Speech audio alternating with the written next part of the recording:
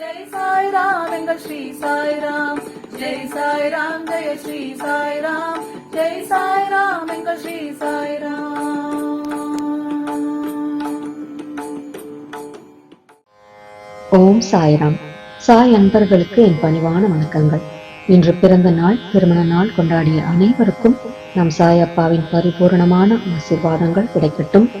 இப்பொழுது நாம் அனைவரும் ஒன்று சேர்ந்து நம்முடைய பிரார்த்தனைகளை சாயின் மலர் பாதங்களில் சமர்ப்பணம் செய்து நம் எல்லோருடைய பிரார்த்தனைகளையும் நம் சாயப்பா நிறைவேற்றி தர வேண்டும் என்று வேண்டிக் கொண்டு தாஸ்கனு மகாராஜ் இயற்றிய சாய்நாத சிரவண மஞ்சரியை பாராயணம் செய்யலாம். ஓம் சாய்ராம். ஸ்ரீ தாஸ்கனு மகாராஜ் இயற்றிய ஸ்ரீ சாய்நாத ஸ்தவன மஞ்சரி தமிழில்.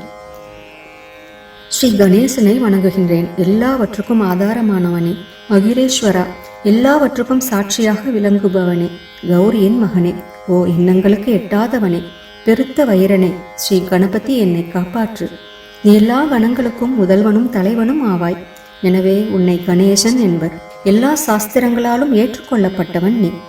ஓ சாரதா, வாக்கின் தெய்வமே, நீ ஒளி வடிவமாக பிறக்கும் பதங்களின் தலைவி. உன்னுடைய இருப்பினால் தான் உலகத்தில் எல்லா நிகழ்ச்சிகளும் நடக்கின்றன. நீ எழுத்தாளர்களின் தேவதை. நீ எப்பொழுதும் தேசத்தின் அணிகலனாக விளங்குகிறாய். உனது எல்லையற்ற சக்தி எல்லாவற்றிலும் விளங்குகிறது. ஓ ஜெகதம்பா, உன்னை வணங்குகின்றேன். ஓ பூர்ண பிரம்மா, தெய்வீக தோற்றத்தின் மிக உயர்ந்த இறுதி நிலையில் உள்ளவனே, மகான்களுக்கு பிரியமானவனே, குணங்களோடு கூடிய உருவம் எடுத்தவனே, பண்டரிராயா, கருணை கடலே, எல்லையற்ற கருணை உடையவனே, பாண்டுரங்கா, ஓ நரஹரி, நீ எல்லாவற்றின் சூத்திரதாரி, எல்லாவற்றையும் ஆட்டுவிக்கும் கயிற்றை தாங்கியவன். நீ ஜெகமெங்கும் வியாபித்துள்ளாய். எல்லா சாஸ்திரங்களும் உன்னுடைய உண்மையான உருவத்தை பற்றி ஆராய்ச்சி செய்கின்றன. வெறும் புத்தக அறிவு மட்டுமே பெற்றவர்களுக்கு நீ காணப்படுவதில்லை. ஓ சக்கரபாணி, அத்தகைய அறிவிலிகள் யாவரும் வெறும் வாத பிரதிவாதங்களிலேயே உழல்கிறார்கள். மகான்கள் மட்டுமே உன்னை அறிகிறார்கள். மற்றவர்கள் குழப்பத்தில் மூழ்கியவர்களாக, மயங்கியவர்களாக உள்ளார்கள். உனக்கு பக்தியோடு கூடிய எனது நமஸ்காரத்தை சமர்ப்பிக்கின்றேன். ஓ 5 முகங்களையுடையவனே, சங்கரா, மனித மண்டையோடுகளால் ஆன மாலை அணிந்தவனே, நீல நிறமுடைய கழுத்தனே, திகம்பரா, ஓங்கார ரூபா, பசுபதி, எவருடைய உதடுகளில் உனது நாமம் விளங்குகிறதோ அவர்களது துன்பங்கள் உடனடியாக விலகிவிடும். ஓ தூர்ச்சடி, உன் நாமத்தின் மகிமை அத்தகையது. உனது பாதங்களை வணங்கி நான் இந்த துதியை எழுத முற்படுகின்றேன். நீலகண்டா, இதற்கு உனது முழுமையான உதவியை எல்லா விதத்திலும் எனக்கு அளிப்பாய். இப்பொழுது அத்ரி மகரிஷியின் குமாரனான தத்தையும், லக்ஷ்மி தேவியின் குலதெய்வமான விஷ்ணுவையும், ஸ்ரீ துகாராம் முதலான எல்லா மகான்களையும், பின்னர் பக்தர்கள் அனைவரையும் வணங்குகின்றேன். சாய்நாதா, உமக்கு வெற்றி உண்டாகுக. பாவிகளை உய்விப்பவரே, அருள் நிறைந்தவரே, இப்பொழுது உமது பாதத்தில் எனது சிரத்தை வைக்கின்றேன். எனக்கு பயமற்ற நிலையை, உமது பாதுகாப்பை கொடும். நீ பூரணமான பிரம்மஸ்வரூபம், சுகங்களின் இருப்பிடம், மனிதர்களில் சிறந்தவனே, நீயே விஷ்ணு. எவருடைய பாதி உடலாக உமாதேவி இருக்கிறாளோ அந்த காமனை எரித்த சிவனும் நீயே. நீ மனித உருவெடுத்த பரமேஸ்வரன். நீ ஞான வானத்தின் கதிரவன். நீ கருணை கடல். நீ பிறப்பிறப்பாகிய பிணிக்கு மருந்து. நீ ஏழை எளியவர்களின் சிந்தாமணி. நீ உனது பக்தர்களை தூய்மைப்படுத்தும் கங்கா நதி. சம்சார கடலில் மூழ்குபவர்களுக்கு நீ ஓடம், அஞ்சுபவர்களுக்கு புகலிடம். நீ இந்த பிரபஞ்சத்தின் மூல காரணமாக எந்த பரிசுத்தமான சைதன்யம் விளங்குகிறதோ, ஓ கருணை கடலே, அது நீயே. இந்த பிரபஞ்சம் உனது ஒரு விளையாட்டு. நீர் பிறவியற்றவர், உமக்கு இறப்பும் இல்லை. நன்கு ஆழ்ந்து விசாரித்து பார்த்து இறுதியில் அடையப்பட்ட முடிவு இது. பிறப்பு, இறப்பு இவை இரண்டும் அஞ்ஞானத்தினால் தோன்றியவை. ஓ மகாராஜா, நீர் அவை இரண்டினின்றும் கொஞ்சம் கூட பற்றற்றவராக உள்ளீர். நீர் ஓடையில் வெளிப்பட்டது என்றால் அது அங்கேயே தோன்றியதாக ஆகுமா? முன்பே நீர் நிரம்ப உள்ளது, உள்ளே இருந்து வெளியே வந்தது, அவ்வளவே. படுகையில் நீர் வந்தபோது அதற்கு ஓடை என்று பெயர் ஏற்பட்டது. நீர் இல்லாவிடில் அது வெறும் படுகையே. பெருகுவது, வற்றி விடுவது பற்றி நீர் சற்றும் பொருட்படுத்துவதே இல்லை. நீர் படுகைக்கு கொஞ்சமேனும் முக்கியத்துவம் அளிப்பதில்லை. படுகை மட்டும் நீர் நிறைந்துள்ள போது பெருமை கொள்கிறது. நீர் வற்றும் போது மிகவும் வருந்தும் நிலையை அடைகிறது. மனித உடல் நீர்ப்படுகை போன்றது. சுத்த சைதன்யமே பரிசுத்தமான நீர் ஊற்று. நீர்ப்படுகைகள் எண்ணற்றவை. இருப்பினும் நீர் மட்டும் வேறுபடுவதில்லை. பிறப்பற்றவரான அருட்கடலே, உமது வஜ்ராயுதம் என் அஞ்ஞானமாகிய மலையை அழிக்கட்டும் என்று வேண்டுகின்றேன். இத்தகைய எண்ணற்ற தோற்றங்கள் இதுவரை பூமியில் ஏற்பட்டுள்ளன, இப்பொழுதும் இருந்து வருகின்றன, காலக்கிரமத்தில் இனிமேலும் ஏற்பட போகின்றன. அந்த ஒவ்வொரு தோற்றத்துக்கும் ஒரு தனி பெயரும் குலமும் கிடைக்கிறது. அதன் மூலம் உலகத்தில் அவற்றை பிரித்தறிகிறார்கள். சைதன்யத்தை பொறுத்தவரை நான் நீ என்று கூறுவது பொருந்தாது. இருமை என்பதே எங்கு இருப்பதற்கு இடமில்லையோ அதே உண்மையில் சைதன்யம் எனப்படுவது. மேலும் உண்மையில் சைதன்யம் பிரபஞ்சம் முழுவதையும் வியாபித்துள்ளது. பின் நான் நீ என்ற பாவனை எவ்வாறு பொருந்தும்? மேகத்திலிருந்து பிறக்கும் நீர் ஒரே தன்மையானது. பூமியில் மேல் இறங்கிய பிறகு அதற்கு பற்பல வேறுபாடுகள் ஏற்படுகின்றன. கோதாவரி நதிப்படுகையில் விழுந்த நீர் கோதாவரி என்று அழைக்கப்படுகிறது. கிணற்றில் விழுந்த நீருக்கு அத்தகைய மேன்மை இல்லை. மகான்களின் உருவமாகிய கோதாவரியில் உள்ள நீர் நீங்கள். நாங்கள் குளம், குட்டை, கிணறு போன்றவர்கள். நம்மிடையே உள்ள வேறுபாடு இதுவே. எங்களுடைய வாழ்வின் உண்மையான குறிக்கோளை அடைய நாங்கள் உங்களிடம் வர வேண்டும். எப்பொழுதும் கரம் கூப்பி உங்களை சரணடைய வேண்டும். ஏனென்றால் நீங்கள் புனிதத்தின் உறைவிடம். கோதாவரி நதிக்கு பாத்திரத்தால், படுகையினால் புனிதம் ஏற்பட்டது. வெறும் நீரை மட்டுமே நோக்குவோம் ஆகில் அது எங்கும் ஒரே விதமானது. கோதாவரி நதிப்படுகை புனிதம் வாய்ந்ததென்பது தீர்மானிக்கப்பட்ட உண்மை. அதனை தீர்மானிப்பதற்கு பூமியின் நல்ல தன்மை, தீயத்தன்மை ஆகியவையே உதவி செய்கின்றன என்பதை நோக்கவும். மேகத்தினின்று வந்த நீரின் புனிதத்தை எந்த பூமி பாகம் மாற்றவில்லையோ அந்த பாகத்தை சாஸ்திரம் அறிந்தவர்கள் கோதா என்று அழைத்தார்கள். மற்ற இடங்களில் விழுந்த நீர் அந்த மண்ணின் குணத்தை ஏற்றுக்கொண்டது. தோற்றத்தின் போது இனிமையாயிருந்த நீர் அசுத்தமாகவும் கசப்பாகவும் உப்பாகவும் ஆயிற்று. அவ்வாறே ஓ குருநாதா, எந்த சரீரத்தில் 6 வைரிகளின் மாசு ஏற்படவில்லையோ அந்த புனிதமான சரீரத்துக்கு மகான் என்ற பெயர் பொருந்தும். எனவே மேன்மையும் புனிதமும் பொருந்திய மகான்களை அந்த கோதாவரி என்றே கூறுகின்றேன். எல்லா ஜீவர்களிலும் உங்களது தகுதி மிகச் சிறந்ததாக உள்ளது. பிரபஞ்சத்தின் ஆரம்ப காலத்திலிருந்தே கோதாவரி ஏற்பட்டு உள்ளது. நீரும் முழுமையாக நிரப்பி உள்ளது. இன்று வரை அதற்கு குறைவு ஏற்படவில்லை. ராவணனுடைய வைரி கோதாவரியின் கரைக்கு வந்தபோது இருந்த அதே நீர் இன்று வரை எவ்வாறு இருக்கும் என்று பாருங்கள். படுகை மட்டும் அதே நீர் கடலை அடைந்தது. நீர் படுகையின் புனிதத்தன்மை மட்டும் இன்று வரை நிரந்தரமாக உள்ளது. ஒவ்வொரு ஆண்டும் பழைய நீர் சென்று புதிய நீர் படுகையின் உள்ளே வருகிறது. பாபா, அதே நியாயம் உங்களுக்கும் பொருந்தும். ஒவ்வொரு நூற்றாண்டும் ஓர் ஆண்டை போலவும் அந்த நூற்றாண்டில் தோன்றிய சாதுக்கள் நீரை போலவும் அவர்களுள் மிகப்பெரிய மகான்கள் அலைகள் போலவும் உவமிக்கப்படுகிறார்கள். இந்த மகான்களின் உருவமாகிய கோதாவரியில் முதலாண்டில் சனதர், சனகர், சனந்தனர் முதலியோரின் வெள்ளம் ஏற்பட்டது. பின்னர் நாரதர், தும்புரு, பிரகலாதன், பலிராஜா, சபரி, அங்கதன், வாயுகுமாரன், விதுரர், கோபர்களும் கோபிகைகளும் தோன்றினர். இவ்வாறு இன்று வரை ஒவ்வொரு நூற்றாண்டிலும் ஒன்றன் பின் ஒன்றாக மகான்களின் வெள்ளம் ஏற்பட்டு வந்துள்ளது. நான் அதனை வர்ணிப்பதற்கு இயலாதவனாக உள்ளேன். ஓ சாய்நாதா, இந்த நிகழும் நூற்றாண்டில் மகான்களின் தோற்றமாகிய கோதாவரியில் நிச்சயமாக உமது வெள்ளம் வந்துள்ளது. எனவே உமது திவ்ய சரணார விந்தங்களுக்கு வந்தனை செய்கின்றேன். மகாராஜா, எனது துர்க்குணங்களை கொஞ்சம் கூட பொருட்படுத்த வேண்டாம். நான் ஏழை, எளியவன், அஞ்ஞானி, பாவிகளுக்குள்ளே தலை சிறந்தவன், எல்லா துர்க்குணங்களும் பொருந்தியவன். ஆனால் என்னை நிராகரிக்க வேண்டாம். பரிசக்கல் எறும்பினுடைய குறைகளை பொருட்படுத்துவதில்லை. கோதாவரி நதி தன்னை அடைந்த கிராமத்து சிறு ஓடைகளை திருப்பி அனுப்புவதில்லை. உங்களுடைய அருள்நோக்கை செலுத்தி என்னிடமுள்ள எல்லா தீய குணங்களையும் விரைவாக அழித்து விடுங்கள். அடியேனுடைய வேண்டுதல் இதுவே. பரிசக்கல்லின் தொடர்பு ஏற்பட்டும் இரும்பின் இரும்புத்தன்மை அழிக்கப்படாவிட்டால் குருநாதா, அது பரிசக்கல்லின் பெருமைக்கு இழுக்கு. என்னை பாவியாகவே இருக்கும்படி வைக்காதீர். தாங்கள் தாழ்வும் அடைய வேண்டாம். நீங்கள் பரிசக்கல், நான் இரும்பு. எனது அவமானம் உமதே என்பதை பாருங்கள். குழந்தை எப்போதும் தவறுகள் செய்கிறது, ஆனால் தாய் சினம் கொள்வதில்லை. இதை நினைவில் கொண்டு எனக்கு உங்கள் அருளாகிய பிரசாதத்தை அளிப்பீராக. ஓ சத்குரு சாய்நாதா, நீயே எனது கற்பகத்தரு. சம்சார சாகரத்தை கடக்க உதவும் சிறந்த படகு நிச்சயமாக நீயே. நீயே காமதேனு, சிந்தாமணி, நீ ஞான வானத்தின் கதிரவன். நீ நற்குணங்களின் பெரும் சுரங்கம். ஸ்வர்க்கத்திற்கு செல்ல உதவும் படிக்கல்லும் நீயே. ஓ புண்ணியங்களின் இருப்பிடமே, சுத்திகரிப்பவரில் சிறந்தவரே, ஓ சாந்தமூர்த்தியே, ஆனந்தத்தின் உறைவிடமே, பிரம்மஸ்வரூபா, பரிபூரணனே, வேறுபாடு அற்றவனே, ஞானக்கடலே, ஓ ஞானத்தின் உருவமே, மனிதர்களில் சிறந்தவனே, பொறுமை சாந்தி ஆகியவற்றின் உறைவிடமே, பக்தர்களின் இளைப்பாறும் இடமே, என்பால் மகிழ்வு நிறைந்த உன் அருள் நோக்கை செலுத்து. சத்குரு மச்சேந்திரரும் நீயே, மகாத்மா ஜாலந்தரரும் நீயே, நீயே நிவிருத்திநாதரும் ஞானேஸ்வரரும் ஆவாய். கபீர், ஷேக் முகமது, ஏசுநாதர் ஆகியோரும் நீயே. நீயே போதலாவும் சாவதாமாலியும் உண்மையில் ராமதாசரும் நீயே. சாய்நாதா, நீயே துகாரம், சகாரம் மகாராஜும் மாணிக்க பிரபுவும் நீயே. உமது இந்த அவதாரம் உண்மையில் அறிய முடியாத விதமாக உள்ளது. தங்களுடைய ஜாதியை பற்றி எவரும் அறிந்து கொள்ளும்படி தாங்கள் விடவில்லை. சிலர் உங்களை முஸ்லிம் என்கின்றனர், சிலர் அந்தனர் என்கின்றனர். கிருஷ்ணனுக்கு சமமான லீலைகளை தாங்கள் செய்கிறீர்கள்.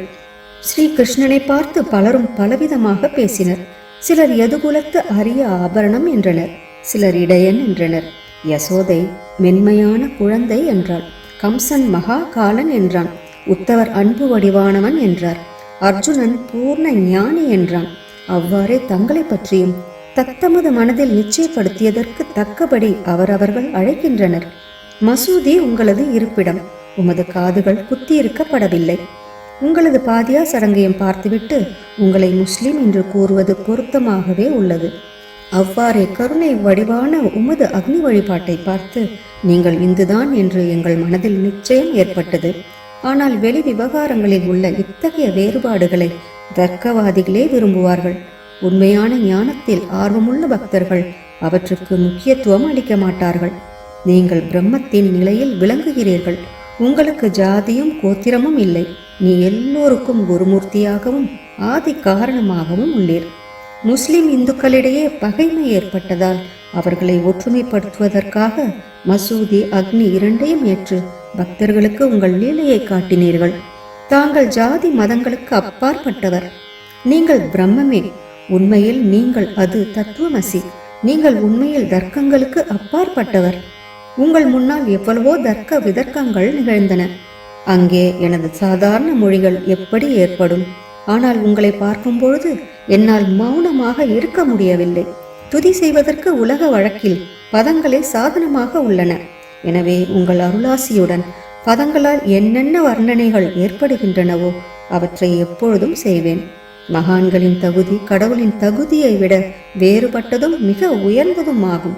சாதுக்களின் அருகில் எனது உனது என்ற வேறுபாடுகளுக்கு சிறிதேனும் இடமில்லை.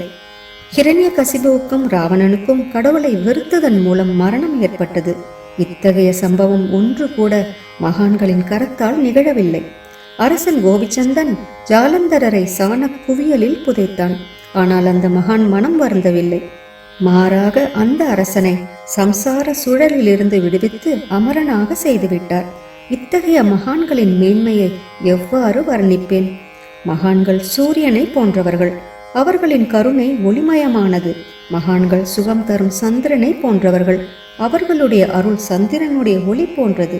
மகான்கள் இதமளிக்கும் கஸ்தூரி போன்றவர்கள். அவர்களின் அருள் அதன் நறுமணம் போன்றது.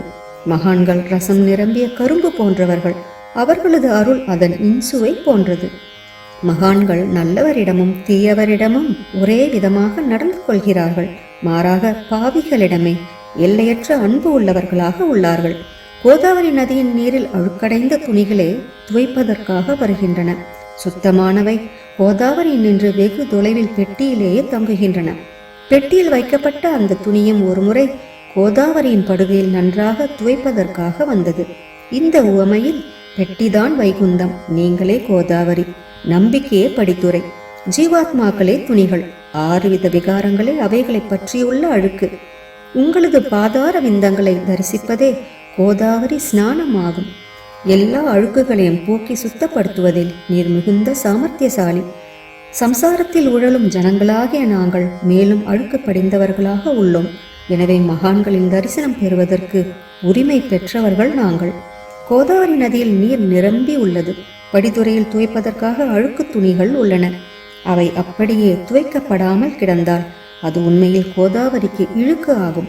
நீங்கள் அடர்ந்த நிழலும் குளிர்ச்சியும் தரும் சிறந்த மரம். நாங்கள் உண்மையில் பாதசாரிகள். கதிரவன் தாபத்திரங்களாகிய வெயிலால் எங்களை சுட்டரிக்கின்றான். அவனுடைய தாபத்திலிருந்து கருணை கூர்ந்து, ஓ குருநாதா, எங்களை காப்பாற்றும். உங்கள் நல்லருளின் குளிர் நிழல் இவ்வுலகிற்கு அப்பாற்பட்ட தன்மையது. மரத்தின் அடியில் அமர்ந்ததும் ஒருவன் மேலிருந்து வெயிலை உணர்வானாகின் அந்த மரத்தை எவர் நிழல் தரும் மரம் என்று கூறுவர். உமது அருளின்றி உலகில் நன்மை என்பது ஏற்படுவதில்லை. தர்மத்தை நிலைநிறுத்துவதற்காக சேஷசாயி அர்ஜுனனுக்கு நண்பனானான். விபீஷ்ணன் சுக்ரீவனுடைய அருளினாலேயே அரசன் ஸ்ரீராமனின் அருகாமையை அடைந்தான். மகான்களின் மூலமாகத்தான் ஸ்ரீஹரி மேன்மை அடைந்தார். எந்த பிரம்மத்தை பற்றி வேதங்களில் கூட வர்ணிக்கப்படவில்லையோ அத்தகைய பிரம்மத்தை உலகத்தில் சகுனமாக செய்து வெட்க வைத்தார்கள் மகான்கள். தாமாஜி என்ற பக்தர் வைகுந்தபதியும் ருக்மணி வரணுமாகிய இறைவனை ஒரு மகார் தாழ்ந்த குலத்தவராக உருவெடுக்கும்படி செய்தார்.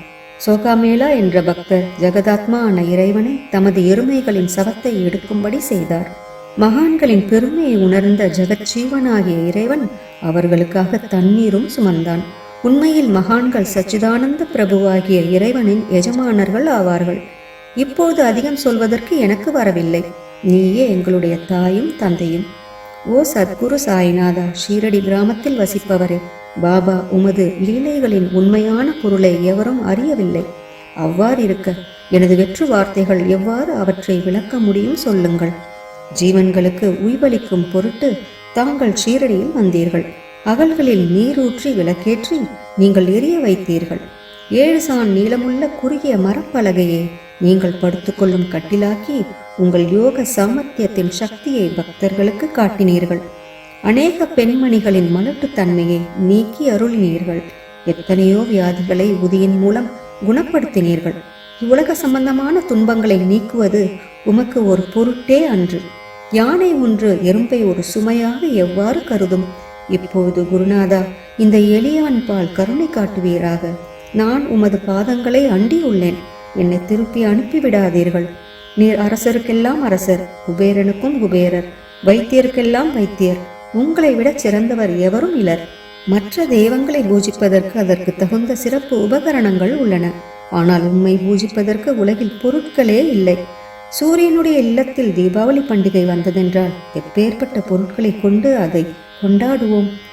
சமுத்திரத்தின் தாகத்தை தீர்க்க இவ்வுலகில் நீர் இல்லை. நெருப்பை உஷ்ணப்படுத்த எங்கிருந்து அக்னி கொண்டு வருவது? ஓ ஸ்ரீ சமர்த்தா குருநாதா, பூஜைக்குரிய பொருட்கள் யாவும் உண்மையில் உமது ஆத்மாவின் அம்சமாய் உள்ளன. மேற்கூறப்பட்டவையெல்லாம் தத்துவ திருஷ்டியால் கூறப்பட்ட பேச்சுக்களே அன்றி என் மனதில் அனுபவத்தால் ஏற்பட்டவை அன்று. அனுபவமின்றி கூறப்படும் பதஜாலங்கள் வீணே ஆகும். போகட்டும், உலக வழக்கத்தின்படி உமக்கு நான் பூஜை செய்யலாம் என்றால் அதனை செய்வதற்கு தேவையான திறமை எனக்கு இல்லை. எனது குருநாதனை பலவித கற்பனைகள் செய்து உமக்கு பூஜை செய்கின்றேன். அருள் மிகுந்தவரே, அடியேனுடைய அத்தகைய பூஜையை ஏற்றுக்கொள்வீராக. இப்போது அன்பு கண்ணீரால் உமது பாதங்களை கழுவுகின்றேன். உண்மையான பக்தியாகிய சந்தனத்தை அரைத்து உமக்கு பூசுகின்றேன். எனது அழகிய பதங்களாகிய இந்த கவனியை உமக்கு அணிவிக்கின்றேன். பிரேமை என்ற மலராகிய மாலையை உமது கழுத்தில் அணிவிக்கின்றேன். எனது துர்க்குணங்களாகிய தூபத்தை உமக்கு முன்பு எரிய விடுகின்றேன். அது மிக தீய பொருளாயினும் அதனின்று தீய வாசனை எழுவதில்லை. சத்குருவுக்கு முன்பு அன்றி வேறு எங்கெங்கு தூபம் எரியவிடப்படுகிறதோ அங்கெல்லாம் தூப பொருளுக்கு ஏற்படும் நிலை வருமாறு. தூப திரவியத்திற்கு அக்னியின் ஸ்பரிசம் ஏற்பட்ட மாத்திரத்தில் அதனது நறுமணம் என்ற நல்ல குணம் அதனை விட்டுவிட்டு சென்று விடுகிறது. உமது எதிரே இதற்கு மாறாக நிகழ்கிறது. தீய தன்மைகள் அக்னியில் எரிந்து விடுகின்றன. உலகம் பார்த்து மகிழும்படி சத்குணம் எல்லா குறைவுமின்றி தங்கிவிடுகிறது. மனிதனுடைய தீய குணங்கள் யாவும் எரிந்த பின் மனம் மாசற்றதாகிறது. கங்கையில் உள்ள மாசுக்கள் நீங்கியவுடன் அவள் இயல்பாகவே புனிதமடைகின்றாள். மாயை மோகம் என்ற தீபத்தை உனக்கு சுற்றுகின்றேன். அதன் மூலம் எனக்கு வைராக்கியம் என்ற ஒளி கிடைக்கும். உனக்கு அமர்வதற்கு சுத்தமான நம்பிக்கை என்ற சிம்மாசனத்தை அளிக்கின்றேன். அதனை ஏற்று பக்தி என்ற நைவேத்தியத்தையும் எடுத்துக்கொள்வாயாக. பக்தி நைவேத்தியத்தை நீ உண்டுவிட்டு அதனது ரசத்தை எனக்கு கொடு. ஏனெனில் நான் உனது பச்சிலம் குழந்தை. உனது பாலில் எனக்கு உரிமை உண்டு. எனது மனதை உமக்கு தட்சணையாக அர்ப்பணிக்கின்றேன். அதனால் கத்ருத்வம் என்பது எந்த விதத்திலும் என்னிடம் இருக்காது. இப்போது பிரார்த்தனையோடு உனக்கு சாஷ்டாங்க நமஸ்காரம் செய்கின்றேன். ஓ புண்ணிய ஸ்லோகா சாய்நாதா, அதனை தாங்கள் ஏற்றுக்கொள்வீராக. பிரார்த்தனாஷ்டகம். சாந்தமான மனமுடையவரே, சிறந்த அறிவுடையவரே, சாய்நாதா, அருள் நிறைந்தவரே, கருணை கடலே, சத்திய ஸ்வரூபமானவரே, மாயையாகிய இருளை அழிப்பவரே, ஜாதி மதங்களுக்கு அப்பாற்பட்டவரே, சாதனையின் முடிவை அடைந்தவரே, எண்ணங்களுக்கு அப்பாற்பட்டவரே, கருணைக்கு உறைவிடமே, ஷீரடி கிராமத்தில் உறைபவரே, ஓ சாய்நாதா, என்னை காப்பாற்றும், என்னை காப்பாற்றும். ஞானமாகிய கதிரவனே, ஞானத்தை அளிப்பவரே, எல்லாவித நன்மைகளையும் செய்பவரே, பக்தர்களின் இதயத்தில் உலவும் அன்னமே, உமது பாதங்களை அடைந்தவரை காப்பவரே, சிருஷ்டி செய்யும் பிரம்மாணி, காக்கும் தெய்வமான லக்ஷ்மியின் கணவன் விஷ்ணுவும் நீயே, உண்மையில் உலகங்களையும் லயமடைய செய்யும் ருத்ரனும் நீயே. நீர் இல்லாத இடம் இவ்வுலகத்தில் எங்கும் இல்லை. சாய்நாதா, நீர் எல்லாம் அறிபவர், எல்லோரின் இதயத்திலும் உறைபவர். எனது எல்லா குற்றங்களையும் மன்னிக்க வேண்டுமென்று வேண்டுகின்றேன். பக்தியின்மை, சந்தேகங்கள் போன்ற அலைகளை விரைவில் நீக்குவீராக. நீர் பசு, நான் பச்சிளங்கன்று. நீர் சந்திரன், நான் சந்திரகாந்தக்கல். உங்கள் பாதங்கள் கங்கா நதியின் ஸ்வரூபமானவை. அவற்றை நான் பக்தியோடு வணங்குகின்றேன். இப்பொழுது உமது அடைக்கலமளிக்கும் அருள்மயமான கரங்களை எனது சிரத்தின் மேல் வைப்பீராக. எனது வருத்தங்களையும் கவலைகளையும் நீக்குவீராக. இந்த கணு தங்கள் பணியாளன். இந்த பிரார்த்தனாஷ்டகத்தை கூறி நான் சாஷ்டாங்க நமஸ்காரம் செய்கின்றேன். எனது பாவங்களையும் துன்பங்களையும் ஏழ்மையையும் உடனடியாக நீக்குவீராக. நீர் பசு, நான் கன்று. நீர் தாய், நான் குழந்தை. என் விஷயத்தில் மனதில் கடினம் கொள்ள வேண்டாம். நீர் மலையகிரியிலுள்ள சந்தன மரம், நான் முள்ளடர்ந்த புதர். நீர் புனிதமான கோதாவரி நீர், நான் பெரும் பாவி. ஓ குருநாதா, உமது தரிசனம் ஏற்பட்ட பிறகும் என்னிடத்தில் உள்ள துர்க்குணம் என்ற மாசு அவ்வாறே தங்கியிருக்குமாகில் உம்மை சந்தனம் என்று எவர் கூறுவர்? கஸ்தூரியின் அண்மையை அடைந்த மண்ணும் உயர்வாகவே மதிக்கப்படுகிறது. மலர்களின் அண்மையால் நாரும் தலையில் உயர்ந்த இடத்தை பெறுகிறது. மகான்களின் தன்மையும் இத்தகையதே. அவர்கள் எந்தெந்த பொருட்களை ஏற்றுக்கொள்கிறார்களோ அவற்றை உயர்ந்த நிலைகளை அடைவிக்கிறார்கள். சிவபெருமான் விபூதி, கோவணம், நந்தி ஆகியவற்றை ஏற்றுக்கொண்டதால் எல்லா திக்குகளிலும் அந்த பொருட்களுக்கு மிகவும் மதிப்பு ஏற்பட்டுள்ளது. இடையர்களை மகிழ்விக்கும் பொருட்டு பிருந்தாவனத்திலும் யமுனை நதி கரையிலும் ஜகத்துக்கெல்லாம் இறைவனானவன் தகிகாலா என்ற விளையாட்டை விளையாடினான். ஞானிகள் அவ்விளையாட்டையும் உயர்வாக மதிக்கிறார்கள். அவ்வாறே நான் துராசாரி ஆயினும் உம்மை அடைந்துள்ளேன். ஓ குருநாதா, எனவே இதை பற்றி உள்ளத்தில் எண்ணிப்பாரும். ஓ குருநாதா, இகத்திலும் பரத்திலும் எந்தெந்த பொருட்களை சுகமென்று என் மனம் சந்தேகமற கருதுகின்றதோ அவற்றையெல்லாம் நிறைவேற்ற வேண்டும். உமது கருணையினால் இவ்வாறு செய்துவிடும். எனது மனதை அடக்கிவிடும். சமுதிரத்தை இனிமையாக செய்துவிட்டால் பிறகு உப்புத்தன்மையை பற்றிய பயம் இல்லை. சமுதிரத்தை இனியதாக்கும் சக்தி உண்மையில் உமக்கு உண்டு. எனவே தாஸ்கனுவின் இந்த வேண்டுதலை நிறைவேற்றுவீர். என்னிடம் என்னென்ன குறைகள் உள்ளனவோ அவை அனைத்தும் உமதே. சித்தருக்கெல்லாம் அரசனான உமக்கு குறை என்பது பொருந்தாது. இப்பொழுது அதிகமாக சொல்வது எதற்காக? நீரே எனக்கு ஆதாரம். தாயினுடைய இடுப்பில் உள்ள குழந்தை இயல்பாகவே பயமற்று இருக்கிறது. ஓ மகாராஜா, இந்த துதியை எவரெவர்கள் அன்புடன் படிக்கிறார்களோ கேட்கிறார்களோ அவரவர்களுடைய விருப்பங்களை நிறைவேற்றுவீர். இந்த துதியை படிப்பவர்களின் கேட்பவர்களின் 3 வித தாபங்களும் ஓராண்டுக்குள் விலகிவிடும் என்பதே இந்த துதியின் மேல் உமது நிரந்தரமான அருளாசியாக இருக்கட்டும். ஸ்நானம் முதலியவற்றை செய்து சுத்தமாக ஆன பின் உங்கள் மனதில் சுத்தமான பக்தியோடு தினமும் இந்த துதியை படிக்கவும். இவ்வாறு செய்ய முடியாவிட்டால் ஒவ்வொரு வியாழக்கிழமை அன்றும் மனதில் சத்குரு சாய்பாபாவை இருத்தி படிக்கவும். அதுவும் கூட இயலாவிடில் ஏகாதசி தோறும் அதன் விளைவுகளை பார்ப்பதற்காக இந்த துதியை படியுங்கள். துதியை படிப்பவர்களுக்கு இறுதி கணத்தில் உயர்ந்த நிலையை குருமூர்த்தி அளிப்பார். நான் சொல்வதை கேட்டுக்கொண்டிருப்பவர்களே, இவ்வுலகியல் ஆசைகளை அவர் விரைவில் நிறைவேற்றுவார். இந்த துதியை பாராயணம் செய்வதால், மீண்டும் மீண்டும் படிப்பதால் முட்டாள்கள் அறிவாளிகள் ஆவார்கள். எவருக்காயினும் வாழ்நாள் குறைவாக இருப்பின் அவர்கள் இதை படிப்பதால் 100 ஆண்டு ஆயுள் உள்ளவர்கள் ஆவார்கள். இந்த துதியை படிப்பதால் செல்வத்துக்கு குறைவு இருப்பின் குபேரன் அவர்களது இல்லத்துக்கு வந்து பணி செய்வான். இது சத்தியம் என்று மும்முறை உரைக்கின்றேன். சந்ததி அற்றவர்களுக்கு இந்த துதியை படிப்பதால் குழந்தை செல்வம் கிட்டும். இதனை படிப்பவர்களின் ரோகங்கள் முற்றிலும் நீங்கிவிடும். தினந்தோறும் இந்த துதியை பாராயணம் செய்வதால் பயமும் கவலைகளும் நீங்கிவிடும். மதிப்பும் மரியாதையும் உயரும். அழிவற்ற பிரம்மத்தை உணர்வார்கள். ஓ அறிவாளிகளே, உங்களது மனத்தில் இந்த துதியை பற்றி நம்பிக்கை கொள்ளுங்கள். தர்க்கங்கள், தவறான எண்ணங்கள் ஆகியவற்றுக்கு கொஞ்சம் கூட இடம் கொடுக்க வேண்டாம். ஷீரை சேஸ்திரத்துக்கு யாத்திரை செல்லுங்கள். பாபாவின் திருவடிகளை மனதில் இருத்துங்கள். அவர் அனாதைகளின் உறவினர், பக்தர்களின் விருப்பங்களை பூர்த்தி செய்யும் கற்பகத்தரு. அவருடைய பேராணையினாலேயே இந்த துதியை எழுதினேன். இல்லாவிடில் பாமரனாகிய என்னால் இத்தகைய படைப்பு எவ்வாறு ஏற்பட முடியும்? சக ஆண்டு 1840 பாத்ரபதம் மாதம் சுத்தபட்சத்தில் கணேச சதுர்த்தி திதியன்று திங்கட்கிழமை 2வது பிரகரத்தில் புனிதமான நர்மதா நதி தீரத்தில் உள்ள மகேஸ்வரர் என்ற சேஸ்திரத்தில் ஸ்ரீ அகல்யாதேவி சந்நிதியில் ஸ்ரீ சாய்நாத ஸ்தவன மஞ்சரி நிறைவடைந்தது. மகேஸ்வரம் என்ற புகழ்பெற்ற சேஸ்திரத்தில் இந்த துதி நிறைவடைந்தது. ஸ்ரீ சாய்நாதர் என் மனதில் புகுந்து ஒவ்வொரு பதத்தையும் என்னை கூற வைத்தார். தாமோதரன் என்ற சீடன் இந்த துதியை எழுதினான். தாஸ்கனுவாகிய நான் எல்லா மகான்களுக்கும் பணியாள். ஸ்ரீ சாய்நாத ஸ்தவன மஞ்சரி சம்சார சாகரத்தை கடக்க உதவட்டும். ஓ பாண்டுரங்கா, இதுவே தாஸ்கனுவின் பக்தி மிகுந்த பிரார்த்தனை.